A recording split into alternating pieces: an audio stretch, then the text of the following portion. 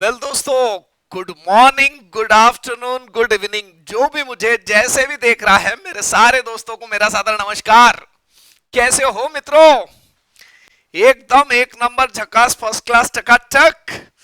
मैं बता दूं, मैं भी एकदम बढ़िया हूं। चलो शुरुआत करते हैं।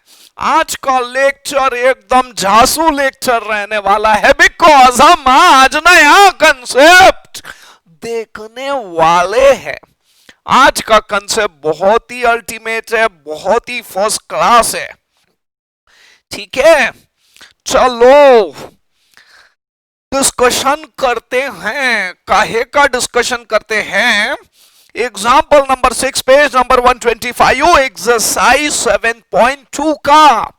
बहुत अल्टीमेट डिस्कशन है, बड़ा मजा आएगा देख के, समझ के, सीख के।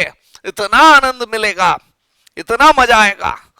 चलो, फाइंड ऑप्टिमल सीक्वेंस। हमें एक ऑप्टिमल सीक्वेंस डिटरमाइन करने का है जो कि रिड्यूस कर रहा है टोटल इलैप्स टाइम्स। जितना जो समय लगने वाला है मशीन पे, वो कम से कम करने वाला सीक्वेंस हमें ढूंढने का है, जिससे हम सारे के सारे जॉब, यानी कि कुल मिला के 7 जॉब है। क्वेश्चन तो एकदम अल्टीमेट है। 7 जॉब है, 3 मशीन से।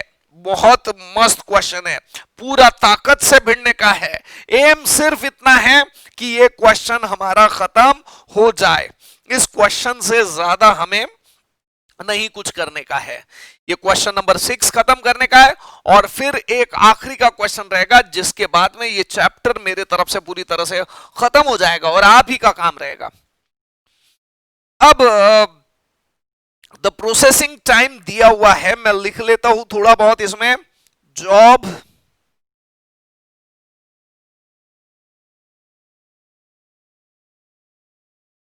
जॉब जॉब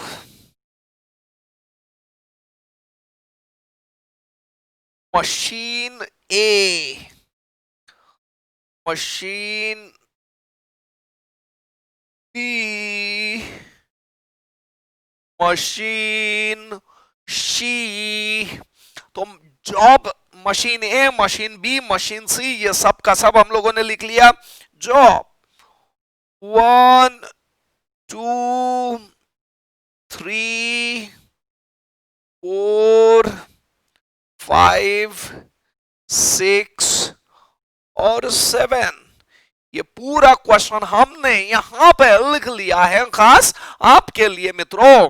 अब इसके वैल्यूज बाकी है, फॉर्मेट लिखा है, वैल्यूज बाकी है। 6, 7, 5, 11, 6, 7, 12। मैं मान के चल रहा हूं कि आप लोगों ने आपके पास में, आपके सामने बुक पूरी तरह से तैयार है, रेडी है।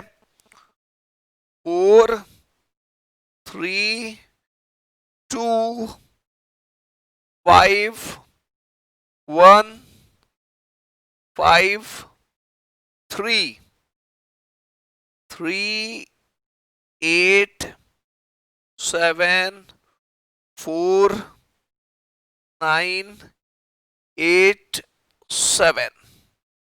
ठीक है, मैं ये मान के चल रहा हूं कि ये सब कुछ आप टेक्स्ट बुक में से देख रहे हो, है ना? टेक्स्ट बुक आपके सामने, ये मान के मैं चल रहा हूं। चलो, अब है खास कंसेप्ट जिससे हमें ये प्रॉब्लम सॉल्व करने का है। कंसेप्ट ये है कि हमारी जो मेथड है वो वर्क करती है सिर्फ 2 ही मशीन पे।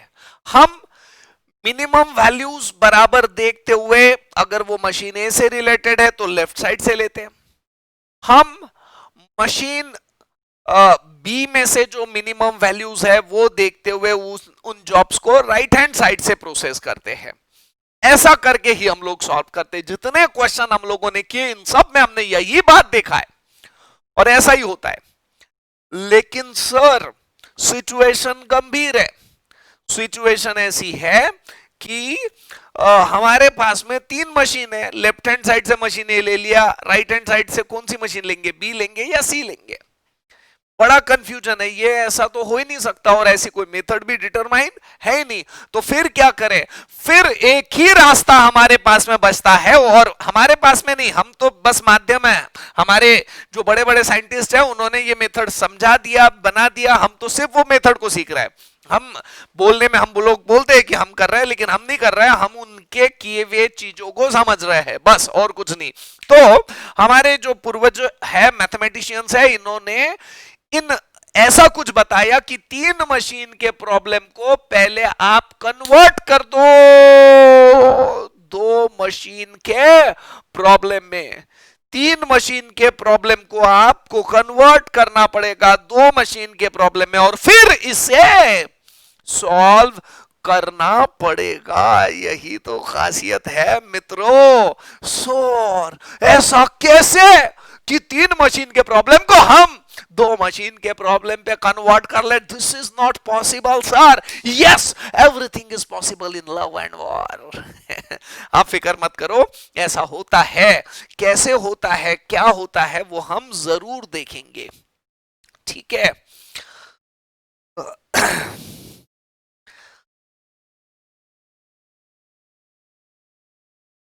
अब पहले हमें इस क्वेश्चन को कन्वर्ट करना पड़ेगा 2 मशीन के प्रॉब्लम में, लेकिन ध्यान रहे हर क्वेश्चन 2 मशीन में कन्वर्ट नहीं होता है।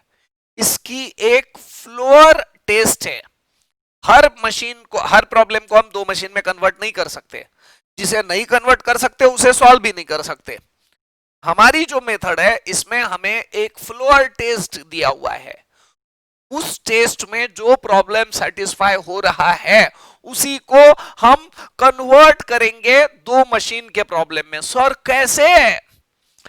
तो हम लोग सबसे पहले निकालेंगे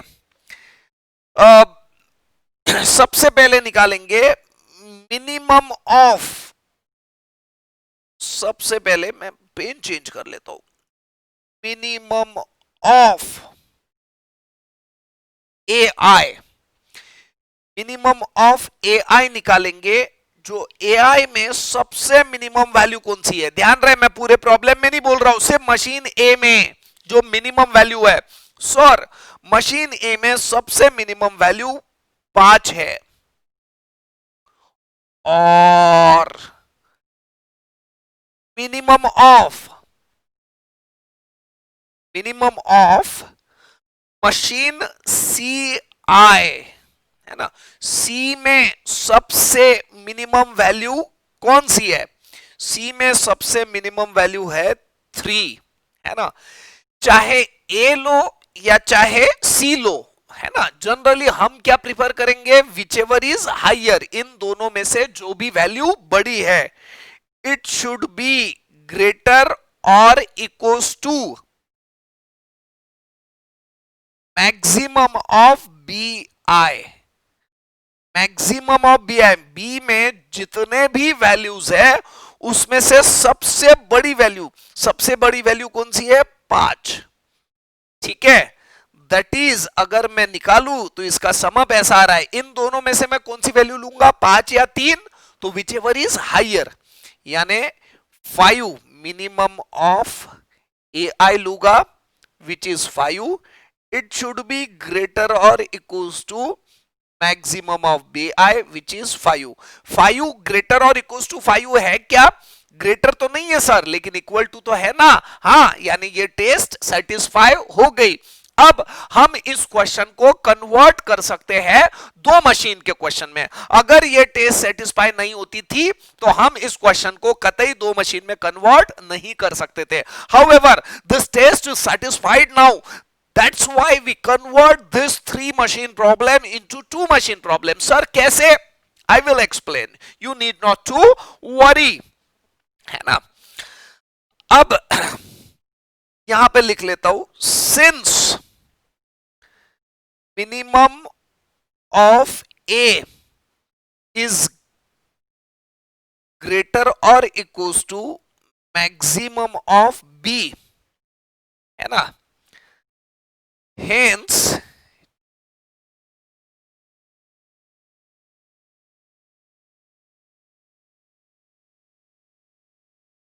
is satisfied. Hence, प्रेजेंटेशन को हम लोगों को थोड़ा ज्यादा ध्यान देना है, इसके वजह से मैं मेथड एक्सप्लेन करने से पहले लिख ले रहा हूं ताकि आपके बुक में भी सारी चीजें बन सके।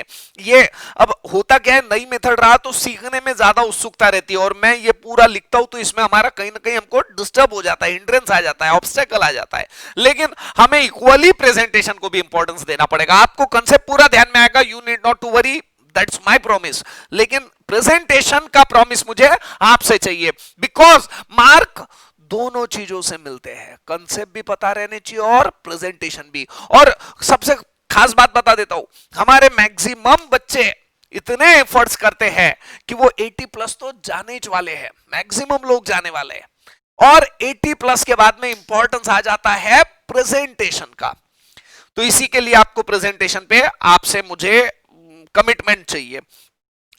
Minimum of A is greater or equals to maximum of B is satisfied. Since this condition is satisfied, hence the problem can be converted into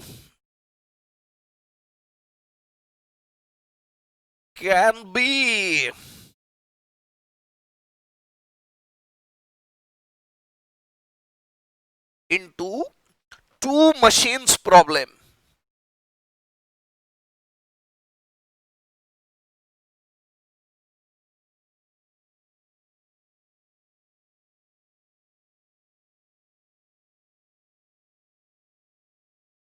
तो the can be converted into two machine problem. ठीक है, अब हमें दो machine में convert करने के लिए फिक्टिशियस मशीन्स लेना पड़ेगा, है ना। Let G and H, generally ऐसा ही होता है, जी और एच ही लेते हैं, जरूरी नहीं है आप एबीसी हो गया तो डी और ई भी ले सकते हो, आपका नाम उसका नाम भी ले सकते हो। लेकिन जो बोर्ड के बुक ने फॉलो किया, हम लोग हमेशा उसी को फॉलो करते हैं। आइडियली तो उसको डमी वन डमी टू लेना चाहिए, क्योंकि ये जी और एच ये कोई मशीन है ही नहीं, ये हम हमारे फिक्टिशियस मशीन बना ले रहे हैं। तो आइडियली मुझे जो सबसे ज्यादा पसंद है वो डमी वन डमी टू लेना चाहिए, क्योंकि वो कोई मशीन है ही नहीं। बट हम किसको फॉलो करेंगे, जो बोर्ड ने किया हुआ है। Let G and H be two fictitious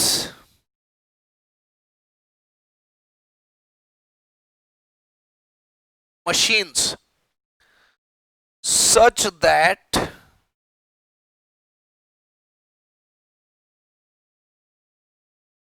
G is equals to A plus B and H is equals to B plus C। हम क्या करेंगे पता है आपको, ये A और B के वैल्यूज को ऐड करके एक अलग मशीन बनाएंगे, और B और C के वैल्यूज को ऐड करके और एक अलग मशीन बनाएंगे। A और B को ऐड करके हमने G बनाया, B और C को ऐड करके हमने H बनाया। समझ में आ रहा है क्या मित्रों, हाँ या ना बोलो ना। हाँ सर, समझ में आ रहा है सर, ऐसी बात है। Therefore, the problem can be written as job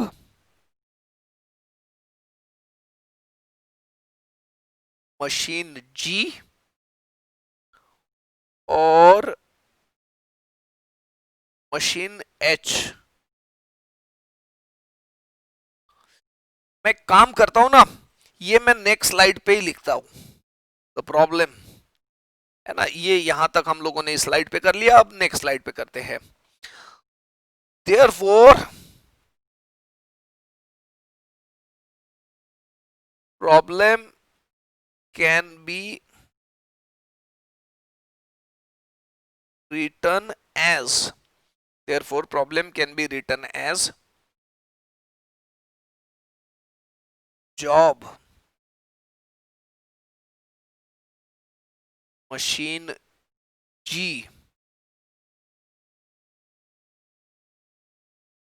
machine H। Job है 7 जॉब है ना कुल मिला के, बोलो ना। हाँ सर 7 जॉब है।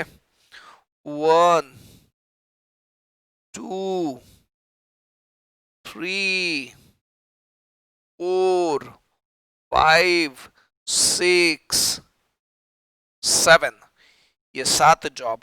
अब वैल्यूज को ऐड करते, 6 और 4 10, 7 और 3 10, 5 और 2 7 घंटे, 11 और 5 16 घंटे, 6 और 1 7 घंटे, 7 और 5 12 घंटे, 12 और 3 15 घंटे। अब मशीन बी और मशीन सी को ऐड करते हैं और वो एच में ऐड करते हैं। 4 और 3 7, 8 और 3 11, 2 और 7 9, 5 और 4 9, 1 और 9 10, 5 और 8 13, 3 और 7 10। अब ये हमारा क्वेश्चन कन्वर्ट हो गया है दो मशीन में। एक बार क्वेश्चन कन्वर्ट हो जाए दो मशीन में, अब इसे सॉल्व करना नॉर्मल है। सर ये दो मशीन के प्रॉब्लम तो हमने बहुत सारे कर लिए, बस एग्जैक्टली वैसा का वैसा ही करने का है और इसमें कुछ भी नहीं। ठीक है, तो चलो यहां पे देखते हैं क्या करते रहते हम लोग दो मशीन के प्रॉब्लम में। हाँ एक और बात, अभी तक दो मशीन के प्रॉब्लम में हम स्टेप 1 स्टेप 2 स्टेप 3 ऐसा लिख के ऑर्डर डिसाइड करते थे, लेकिन तीन मशीन का प्रॉब्लम ऑलरेडी बड़ा लेंदी है ना, तो बहुत ज्यादा लेंदी रहने के वजह से हम डायरेक्टली उसका ऑर्डर बनाएंगे। ठीक है, तो चलो डायरेक्टली इसका ऑर्डर हम लोग बना देते हैं। तो ये कैसे आएगा? यूजिंग, मैं लिख लेता हूं, using optimal sequence algorithm.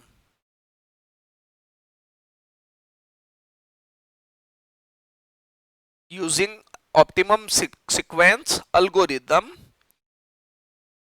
following sequence can be obtained। नीचे दिया गया सीक्वेंस ऑब्टेन होगा। ठीक है, तो अब ये क्या सीक्वेंस रहेगा देख लेते हैं।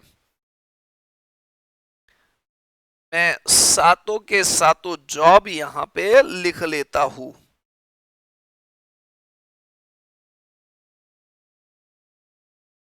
1 2 3 4 5 और ये 6 7, 6 7 थोड़े बड़े आए बट ठीक है चलते रहता, कोई बड़ी बात नहीं है।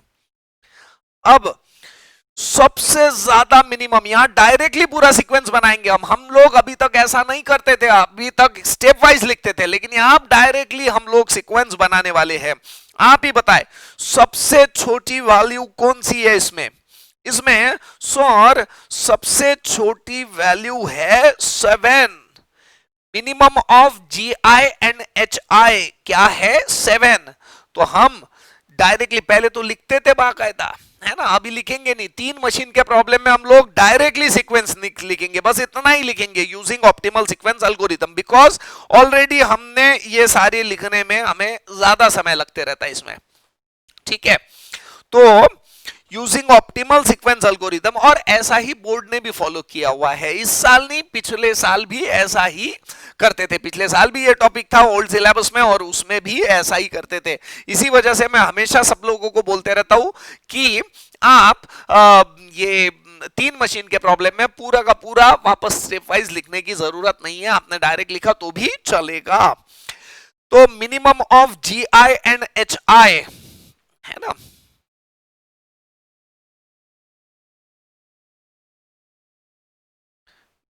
Minimum of G I comma H I is equals to G I or H आई से मिनिमम है 7। अब 7 सबसे मिनिमम है इसमें, तो हम 7 को लिख लेते, यानी 7 जिस जॉब से रिलेट करता है उसे लिख लेते हैं। 7 रिलेट करता है जॉब 5, और वो जॉब 5 मशीन जी पे है, पहले मशीन पे है, तो मैं यहां उसको सबसे पहले लिख लेता हूं। 7 और रिलेट करता है जॉब 3 से। अब मैं 3 और 5 भी लिख सकता हूं, और 5 और 3 भी लिख सकता हूं, जो हमें अच्छा लगे हम वैसा लिख सकते हैं। तो मैंने 5 पहले लिख दिया, तो 3 उसके बाद में लिखता हूं, क्योंकि 7 की पोजीशन 2 जगह पे है, और तीसरे जगह पे भी 7 की पोजीशन है, जो कि सेकेंड मशीन यानी कि जी मशीन से रिलेट करता है। ये फर्स्ट को सबसे आखिरी में लिखना पड़ेगा। यहां 5 3 लिखा मैंने, आपने 3 5 लिखा तो भी वो सीक्वेंस सही रहेगा। अब इसके बाद में आएगी बारी minimum of G I or H I, है ना। अब यहां पे जो प्रॉब्लम रिड्यूस हो रहा है, प्रॉब्लम नाउ रिड्यूस्ड टू, अब देखिए 3 जॉब कम हो गए, reduce to job 2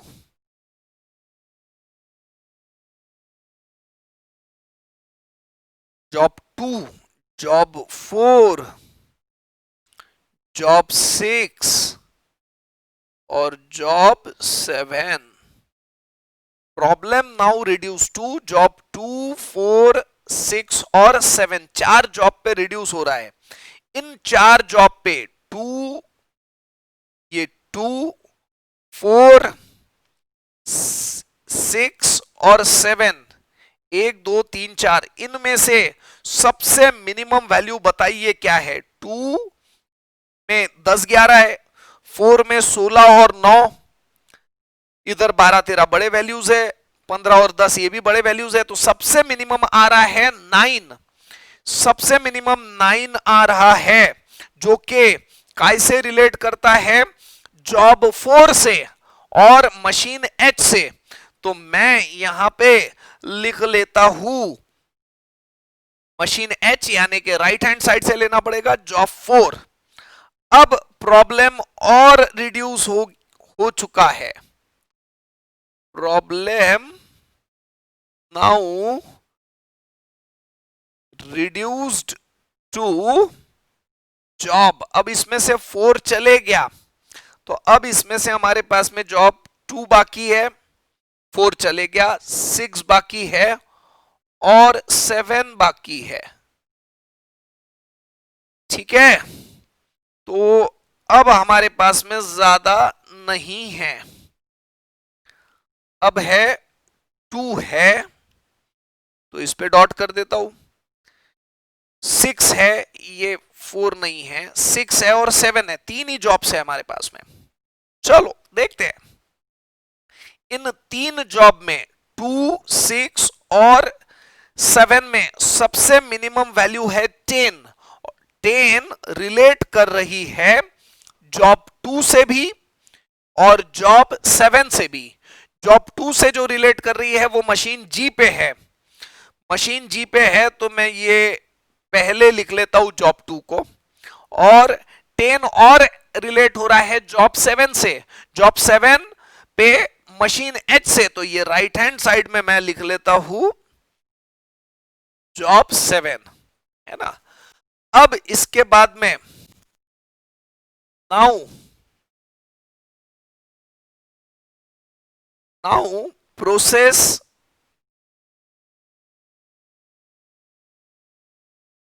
remaining job, that is कौन सा जॉब बाकी है? अब सारे जॉब हो चुके हैं, सिर्फ देखो 1 2 3 4 5 छठवा बाकी है। तो अब यहां पे लिख लेते हैं छठवा जॉब, है ना, यानी कि जॉब 6, ये रिमेनिंग जॉब है, उसको भी हमने प्रोसेस कर लिया। अब हमें पूरी तरह से ऑप्टिमल सीक्वेंस मिल चुका है। ऑप्टिमम सीक्वेंस मिलने के बाद में हमें, है ना, लिखना पड़ेगा टोटल मिनिमम इलैप्स टाइम और आइडल टाइम निकालने पड़ेंगे सारे मशीन पे। जो फिक्टिशियस मशीन से जो ऑर्डर और सीक्वेंस निकालना था वो हम लोगों ने निकाल लिया। मैं सिर्फ आखिरी में लिख लेता हूं, therefore optimal sequence is, optimal sequence जो है वो हम लोग लिख लेते हैं। इनफैक्ट मैं वापस से लिखता भी नहीं हूं, मैं इसी को कॉपी कर लेता हूं, add to current page, and that is nothing but here only. ये ऑप्टिमल सीक्वेंस मैंने लिख लिया, मैंने और कुछ भी नहीं किया, उसी को कॉपी पेस्ट किया। लेकिन आपको तो लिखना पड़ेगा, आप थोड़ी कॉपी पेस्ट कर सकते हो। अब बनाते हैं इसके बाद में total elapse time, total minimum elapse time. Now computation of total minimum elapse time, total minimum elapse time, M भी कैपिटल निकाल लेता हूं और टी भी कैपिटल निकाल लेता हूं, थोड़ा सा अच्छा लगे इसके लिए, बाकी और कुछ नहीं है। अब पहले तो हम लोगों को लिख लेना पड़ेगा जॉब। यहां पे मैं लिखूंगा, यहां पे ध्यान रहे, यहां 3 मशीन लिखना है, थोड़ा सा ध्यान से रहना पड़ेगा, बिकॉज क्वेश्चन जो है ना वो 7 जॉब्स का है, तो थोड़ा सा लेंदी होगा, बट हम लोग रखेंगे पेशेंस, उसमें क्या बात है, आप तुमच्यासाठी काही पण, तो हम लोग पेशेंस जरूर रखेंगे। जॉब में लिखेंगे, क्या लिखूं मैं, मशीन ए, ओरिजिनल लिखना है, ओरिजिनल क्वेश्चन सामने रहना चाहिए। अब बड़ा काम पड़ेगा हमें ओरिजिनल क्वेश्चन का। मशीन बी, मशीन सी, आइडल टाइम लिखना है तो लिखो, नहीं लिखना है तो मत लिखो, कोई फर्क नहीं पड़ता, लेकिन हम लोग फिर भी लिख लेंगे। आइडल टाइम ऑफ मशीन सी। अब जॉब में मैं सारे जॉब पहले लिस्ट कर लेता हूं। सारे जॉब जो है उसमें सीक्वेंस ऑलरेडी आ चुका है, 532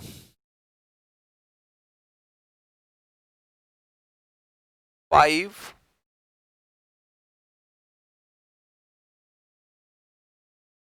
3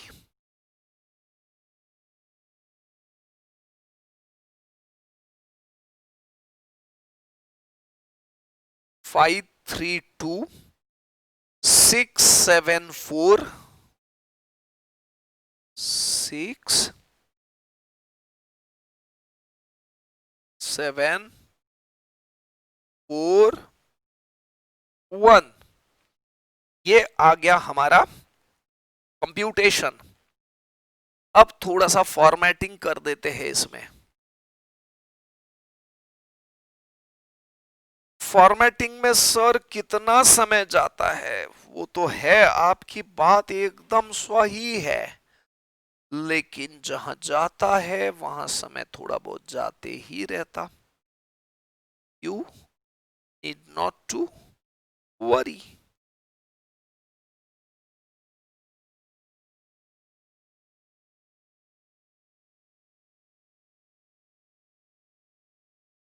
machine A, machine B, machine C, इनके इन आउट टाइम्स भी देने हैं।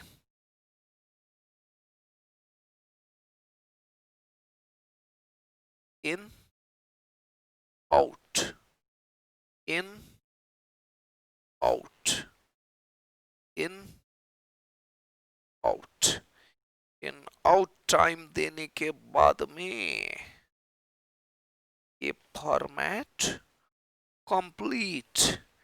एक छोटी सी बात इस फॉर्मेट में बाकी है, वो है हर जॉब के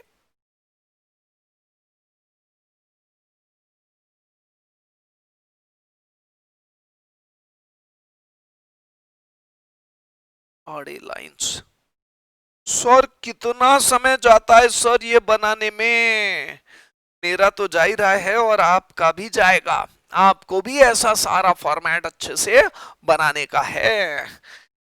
ठीक है मित्रों, तो अभी कंप्लीट नहीं हुआ, अभी बहुत कुछ बाकी है, पिक्चर अभी बाकी है। चलो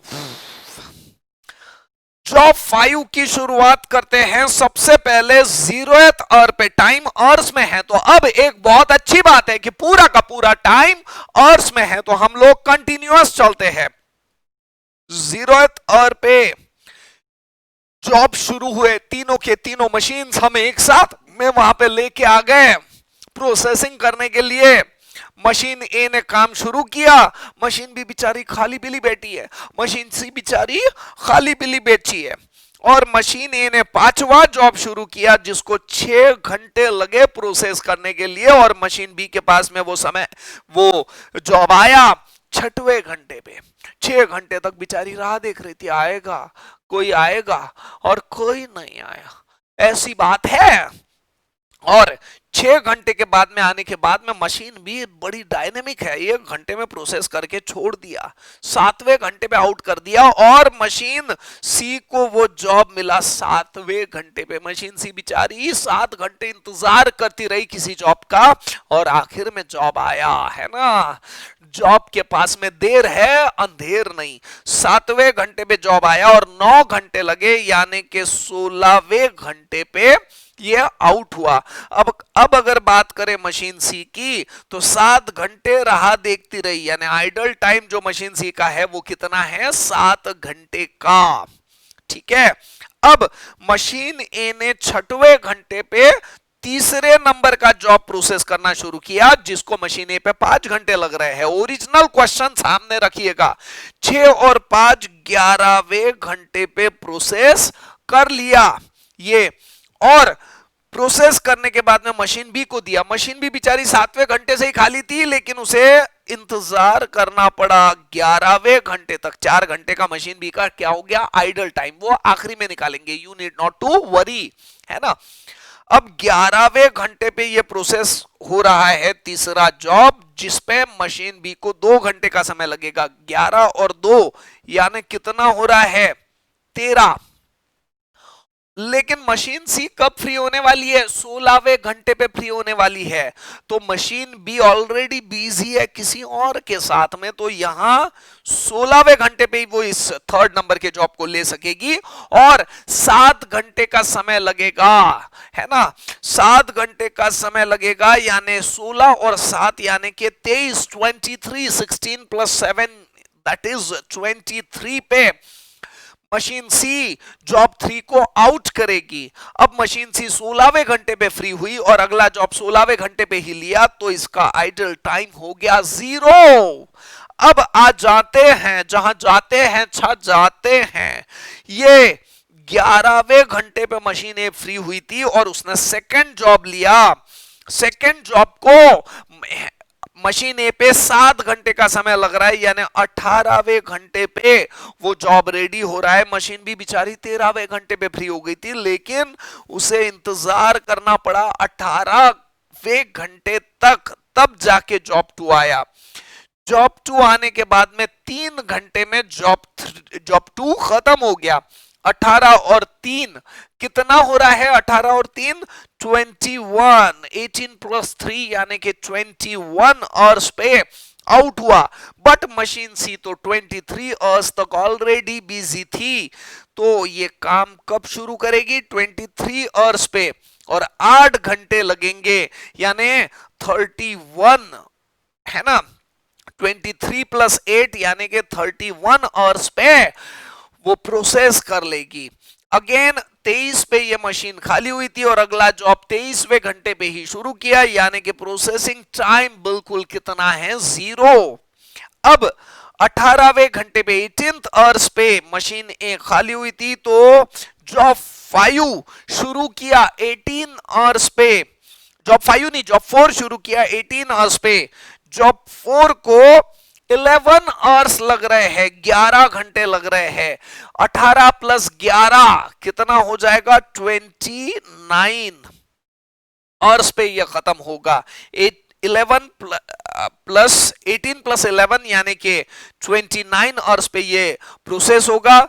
ये तो 21 आवर्स से खाली पीली बैठी है, लेकिन इसको इंतजार करना पड़ेगा 29 आवर्स का, और फिर ये 5 घंटे का समय लगेगा मशीन बी पे। 29 प्लस 5 यानी कि 34 आवर्स पे ये प्रोसेस होगा।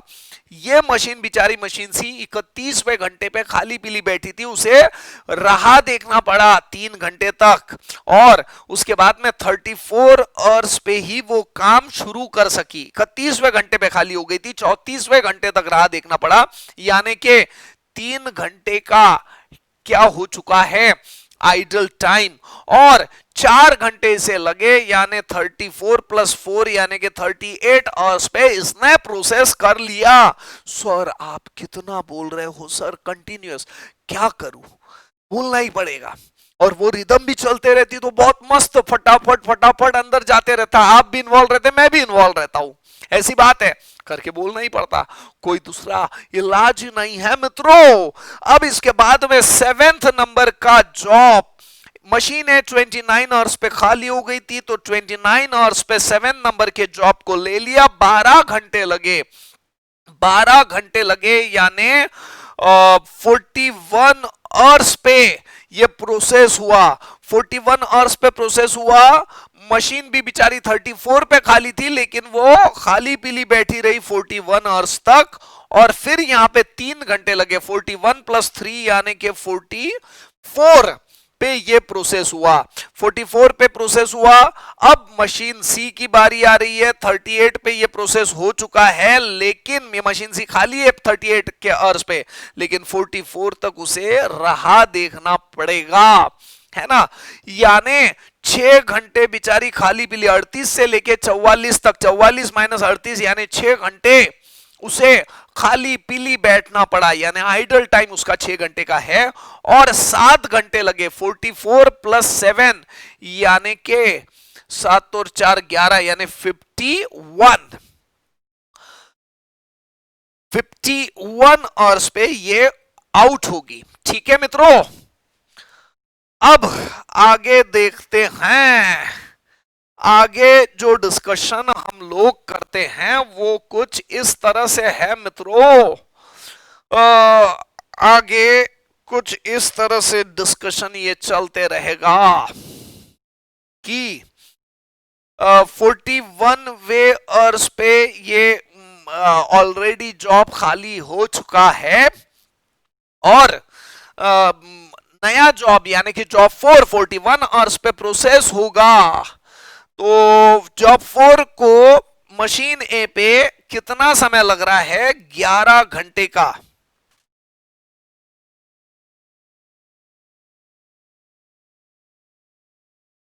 ग्यारह घंटे का समय लग रहा है।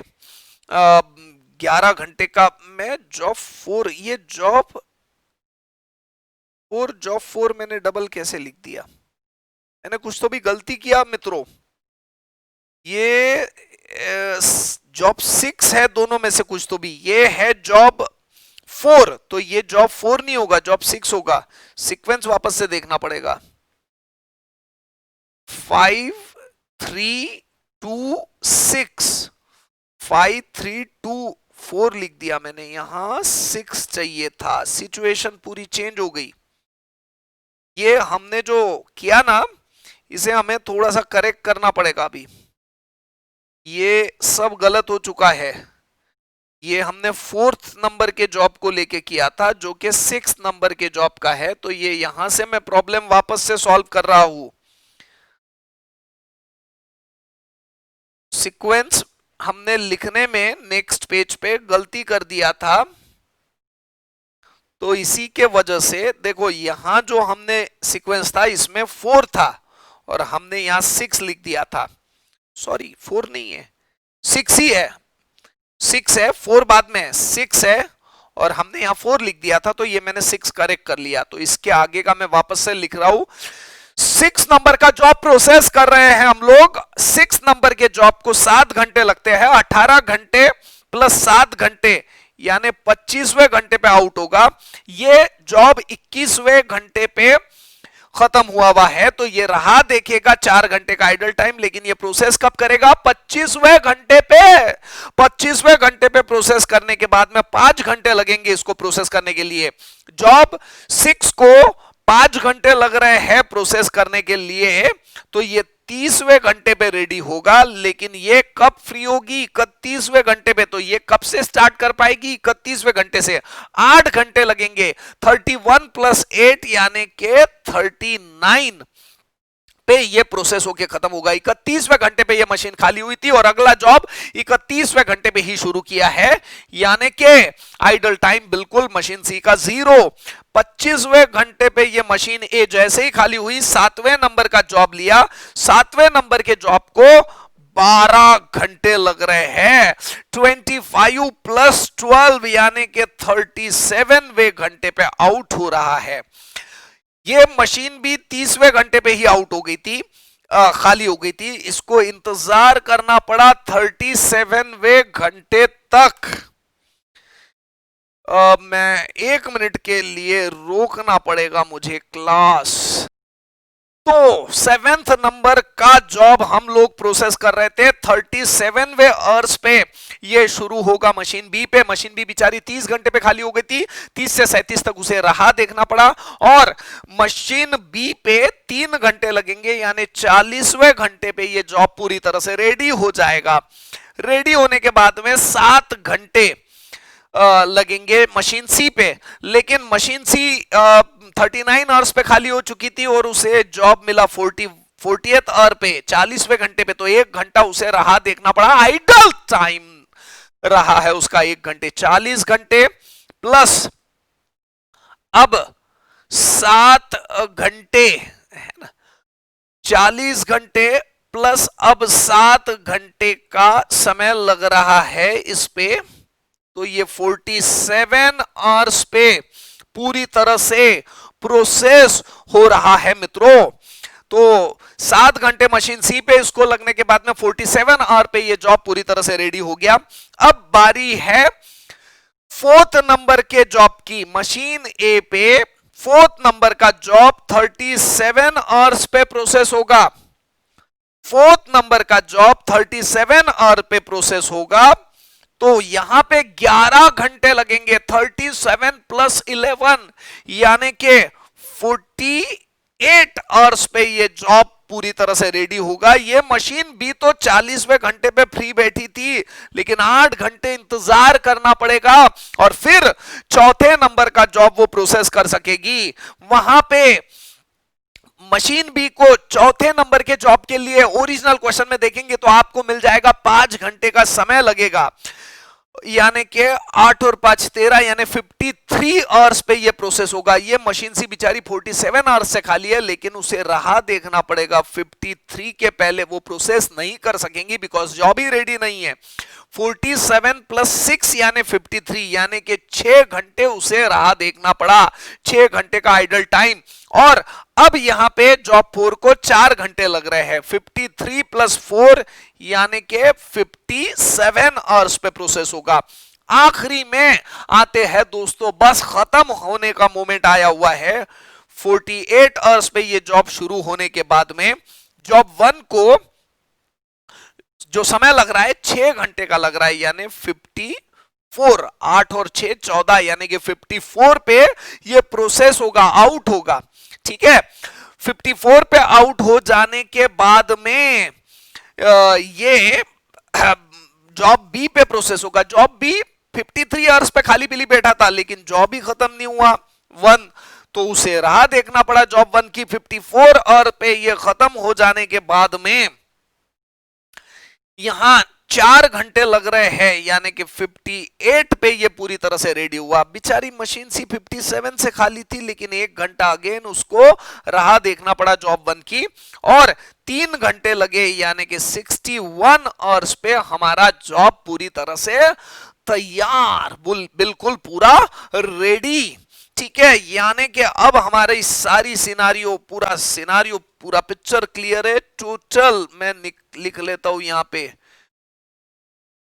टोटल इज इक्वल टू 7 + 1 यानी कि 8, 8 + 6 यानी कि 14, 14 + 1 यानी कि 15, 15 आवर्स का आइडल टाइम है मशीन सी का मित्रों। अब निकालते हैं मिनिमम इलैप्स टाइम। सबसे पहली बात यहां पर लिख लेता हूं मैं, नंबर 1, सबसे पहले निकालेंगे हम total minimum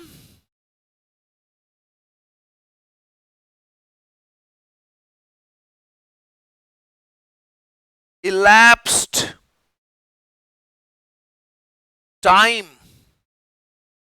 total minimum elapsed time कितना है? 15 आवर्स, सॉरी 15 आवर्स नहीं, मैं गलत बोल रहा हूं, 61 hours. Total minimum elapsed time 61 hours का है। सेकेंड नंबर जो हमें निकालने का है मित्रों, वो है idle time of machine 1। Idol time of machine 1 नहीं बोलेंगे इसको, मशीन ए बोलेंगे हम लोग, बिकॉज हमने पूरे प्रॉब्लम में मशीन एबीसी से ही लिखा हुआ है, तो अभी भी हमको उसी को कंटिन्यू करना पड़ेगा। ये टोटल मिनिमम इलैप्स टाइम में से माइनस करना पड़ेगा प्रोसेसिंग टाइम ऑन मशीन ए। अब आप ही बताए, टोटल इलैप्स टाइम तो हमको पता है 61 आवर्स का, मशीन ए का प्रोसेसिंग टाइम हम लिख लेते हैं, क्वेश्चन में से देख लेते हैं। 6 + 7 + 5 + 11 + 6 + अगेन 7 + 12, ऐसा कुल मिला के 54 आवर्स का समय लगा है हमको मशीन ए पे। 61 - 54 यानी के 7 घंटे का क्या है? Idle time. समझ में आ रहा है क्या दोस्तों? मेरे प्यारे क्लासवासियों, वर्चुअल क्लासवासियों, अब थर्ड हमें जो निकालने का है इसमें, वो निकालना है idle time of machine B. Machine B का idle time, again total minimum elapse time में से माइनस करना पड़ेगा प्रोसेसिंग टाइम। काय का प्रोसेसिंग टाइम? मशीन बी का processing time on machine B. Machine B का प्रोसेसिंग टाइम माइनस करना पड़ेगा। मिनिमम इलैप्स टाइम 61 आवर्स का हम लोगों ने ऑलरेडी निकाला हुआ है। मशीन बी का प्रोसेसिंग टाइम निकाल लेते हैं। 4 घंटे + 3 घंटे + 2 घंटे + 5 घंटे + 1 + 5 + 3, ऐसा कुल मिला के 23 आवर्स का ही प्रोसेसिंग टाइम है मशीन बी का। आपने मशीन बी को वहां लेके तो आ गए, लेकिन प्रोसेसिंग टाइम उसका 23 घंटे ही है, और आपने लाया कितने घंटों के लिए? 61 आवर्स के लिए। तो ये मशीन भी खाली पीली बैठी रही है ना, कितने देर? आइडल टाइम हमने जो उसका निकाला, वो कितना निकाला? 38 आवर्स का। अब आखिरी की बात, फोर्थ और सबसे आखिरी की बात निकालना है। ये 61 आवर्स को भी अंडरलाइन कर देता हूं मैं, 38 आवर्स को भी। प्रेजेंटेशन में बिल्कुल कमी नहीं चाहिए, इतना अच्छे से बिल्कुल परोस के देंगे वैल्यूअर को कि वैल्यूअर भी सोचे कि किसका पेपर मेरे सामने आया है, उसको मार्क देना ही पड़ेगा। इतना अच्छा प्रेजेंटेशन रखेंगे कि मार्क उसे देना ही पड़ेगा। और मैं बार बार हैमरिंग करते रहूंगा मेरे हर एक क्लास में आपको कि आपको प्रेजेंटेशन अच्छा देना है। Idle time of machine C, machine C का idle time total processing time में से माइनस करना है processing time on machine C. Total processing time हमने अभी थोड़ी देर पहले निकाला था 61 आवर, इसमें से माइनस करूंगा मैं 61 आवर में से माइनस करूंगा processing time on machine C. 3 plus 8 plus 7 plus 4 plus 9 plus 8 plus 7, 46 hours का उसका प्रोसेसिंग टाइम है। 46 आवर्स का प्रोसेसिंग टाइम हमने निकालने के बाद में 15 घंटे का आंसर बच रहा है। इनफैक्ट अगर हम सही बात करें तो ये हम क्रॉस वेरीफाई कर रहे हैं, बिकॉज हमने ऑलरेडी 15 घंटे का आइडल टाइम नॉर्मल प्रोसेस से ही निकाल लिया था। अभी तो हम लोग ये क्रॉस वेरीफाई कर रहे हैं, ठीक है। इसी के साथ में 3 मशीन का प्रॉब्लम भी हमने खत्म कर लिया। 3 मशीन का प्रॉब्लम एक लेवल का प्रॉब्लम रहता है, हमें जो आदत थी 2 मशीन के प्रॉब्लम को सॉल्व करने की थी, लेकिन यह प्रॉब्लम हमने 3 मशीन का सॉल्व कर लिया। ये प्रॉब्लम हमारे लिए कंसेप्ट प्रॉब्लम था। एक बार आपको कॉन्फिडेंस आ गया 3 मशीन के प्रॉब्लम पे, तो फिर कोई भी प्रॉब्लम आपके सामने आ जावे, आपका कॉन्फिडेंस कतई लूज नहीं होगा। इसका मुझे पूरी तरह से विश्वास है और मुझे आपके ऊपर पूरा भरोसा भी है। चलो मित्रों, क्लास को आज यहीं पे रोकते हैं और अब इस चैप्टर का आखिरी का क्वेश्चन 7th नंबर का बाकी है, जो कि हम नेक्स्ट क्लास में जरूर कवर करेंगे। और फिर मेरा काम खत्म, आपका काम शुरू। सारा का सारा होमवर्क आपको सॉल्व करना पड़ेगा, ठीक है। मिलते हैं, बाय, टेक केयर।